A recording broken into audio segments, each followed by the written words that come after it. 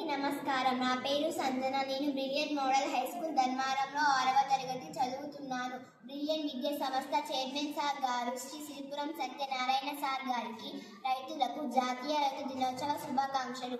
నేను ఈరోజు జాతీయ రైతు దినోత్సవం సందర్భంగా కొన్ని విషయాలు మాట్లాడబోతున్నాను.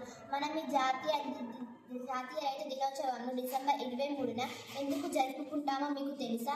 భారత 5వ ప్రధాన చౌదరి చరణ్ సింగ్ గారు రైతుల కోసం సహాయం చేశారు.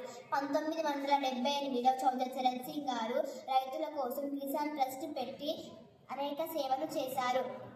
దేశంలో జమీందారు వ్యవస్థను పూర్తిగా తీసుకురావద్దని ఇలా రైతుల కోసం సహాయం చేసిన చౌదరి చరణ్ సింగ్ గారి జ్ఞాపకార్థము ఆయన పుట్టినరోజు డిసెంబర్ 23న రైతుల దినోత్సవాన్ని జరుపుకుంటాము. మనం ఒక్కరోజు ఆహారం లేకుంటే ఆకలితో తల్లాడతాం. పిడికల మెతుకుల కోసం పడరాని పాటు పడే వాళ్ళెందరో ఉన్నారు.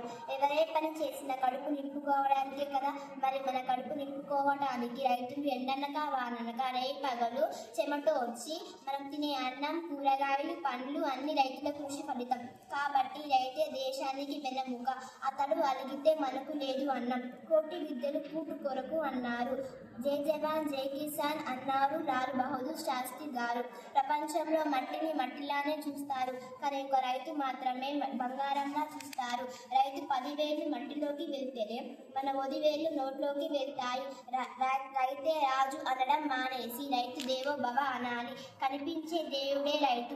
ఆ రైతు కన్నీరు పెట్టని వ్యవస్థను తీసుకురావద్దని ప్రభుత్వాన్ని కోరుతున్నాను.